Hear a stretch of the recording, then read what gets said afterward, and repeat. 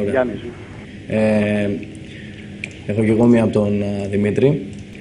Συγκριτικά με το πρόγραμμα του Πανθηραϊκού, εκτός Ανιρέα, Πάρο, Μάρπισσα, Ανδρεακό, το δικό σας φαντάζει πιο εύκολο και ήδη πολλοί σας έχουν βγάλει από τώρα πρωταθλητές.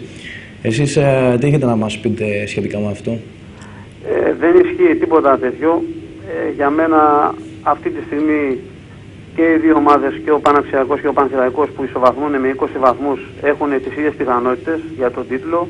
Όπως βλέπω ότι επαφή με την κορυφή έχει και η ομάδα του Μαρπισσαϊκού με 14 βαθμούς και όλα μπορεί να ανατραπούν και πολλά μπορεί να γίνουν. Έχει ακόμα ένα γύρο το πρωτάθλημα για να τελειώσει.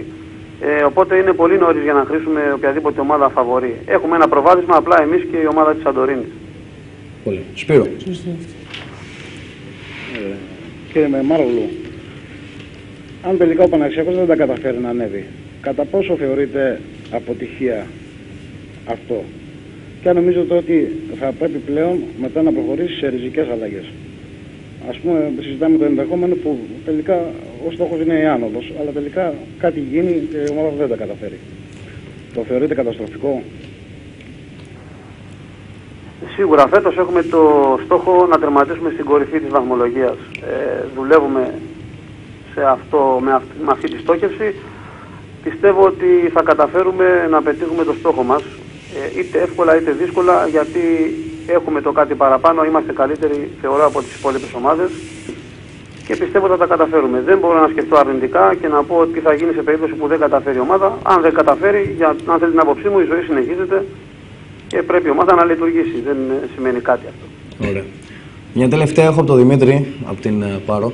Σε περίπτωση που ο Παναξιακός τα καταφέρει και τερματίσει πρώτος, θα χρειαστεί αρκετές προσθήκες για το πρωτάθλημα όπως είναι αυτό της ΔΕΛΤΑ Εθνικής? Σας ευχαριστώ, λέγει, καλή επιτυχία. Και εγώ ευχαριστώ. Σε περίπτωση που καταφέρουμε και ανέβουμε στη ΔΕΛΤΑ Εθνική φέτος, η επόμενη μέρα θα είναι τελείως διαφορετική για την ομάδα. Αυτό θα εξαρτηθεί και από το ποιοι ποδοσφαιριστές θα μείνουν από τους ήδη υπάρχοντες.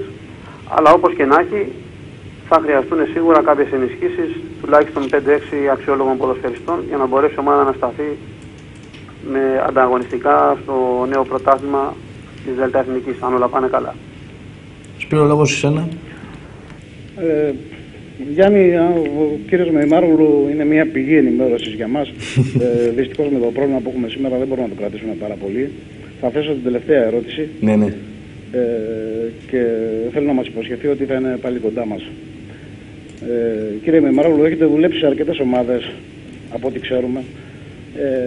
Θα θέλαμε να μας πείτε πώς κρίνετε το ποδοσφαιρικό κόσμο της Νάξου σε σχέση με άλλα μέρη που έχετε δουλέψει και την αντίληψη που έχουν γύρω από το ποδόσφαιρο. Πολύ καλή ερώτησή σας. Έχω εργαστεί καταρχήν σε όλη την Ελλάδα, από Χανιά μέχρι Γιάννενα και από Κέρκυρα μέχρι Νάξο, αν πιάσουμε το χάρτη της Ελλάδος. Ο κόσμος της Νάξου είναι φιλόξενος, αγαπάει παθολογικά την ομάδα, αλλά μπορώ να πω ότι είναι και ένα δύσκολο κοινό, διότι έχει απαιτήσεις και καλά κάνει και έχει απαιτήσεις. Εμείς από την πλευρά μας προσπαθούμε με τα εχέγγυα που έχουμε, με ό,τι προτερήματα έχουμε, να είμαστε καλοί στο γήπεδο και να προσφέρουμε χαρά στον κόσμο που τόσο έχει ανάγκη σε αυτές τις δύσκολες εποχές που περνάμε όλοι. Θέλουμε να δίνουμε χαρά στο φίλο κοινό της Νάξου και πιστεύω ότι τα 2 χρόνια που είμαι στην ομάδα στην τεχνική ηγεσία έχουμε ανταποκριθεί και η ομάδα έχει σχεδόν πάντα καλά αποτελέσματα. Εγώ θα ήθελα να σας ευχαριστήσω που μας κάνετε τιμή και είστε μαζί μας και σας βρίσκω πολύ συνεργάσιμο όποτε σας έχουμε χρειαστεί και θέλω να κλείσουμε ένα ραντεβού εκ νέου να έχουμε περισσότερο χρόνο να συζητήσουμε πράγματα. Πρέπει να κανονιστεί αυτό, Σπύρο, γιατί μας πίεσε. Όποτε θέλετε, είμαι στη διάθεσή σας για μια συνομιλία εφόλης της ύλης, γιατί είναι και πολλά τα θέματα, αντιλαμβάνεστε. Είμαι στη διάθεσή σας ό,τι χρειαστείτε. Ωραία. Ευχαριστούμε πάρα πολύ. Έχουμε και μια τελευταία ερώτηση που έχει ο Στέλιος να μας κάνει και για να κλείσουμε. Μια τελευταία ερώτηση, μιας που πήγε και ο λόγος πριν στο περιφερειακό πρωτάθλημα. Ένα σχόλιο για τις υπόλοιπες 2 νησιωτικές ομάδες. Πώς βλέπετε την Άνω Σύρο που... Μύκονο και Άνω Σύρο. Ναι. Κοιτάξτε, η Μύκονος είναι μια σταθερή αξία στην κατηγορία πλέον. Είναι μια πολύ σοβαρή ομάδα και με συνεχόμενες παρουσίες στη ΔΕΛΤΑ Εθνική. Και πιστεύω ότι αν είναι προσεκτικοί οι ανθρώποι της, μπορεί και αξίζει και πρέπει να ανέβει κατηγορία κάποια στιγμή, και γιατί όχι να βρεθεί και στη γάμα εθνική κατηγορία. Πιστεύω ότι το δικαιούται και το αξίζει.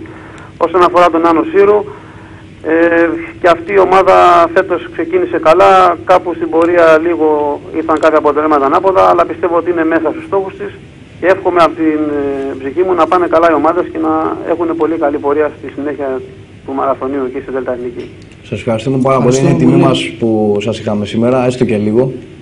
Έτσι, να έχετε μια καλή επιτυχία. Ευχαριστώ πολύ. Σας ευχαριστώ. Και καλή πορεία. Γεια σας. Γεια σας.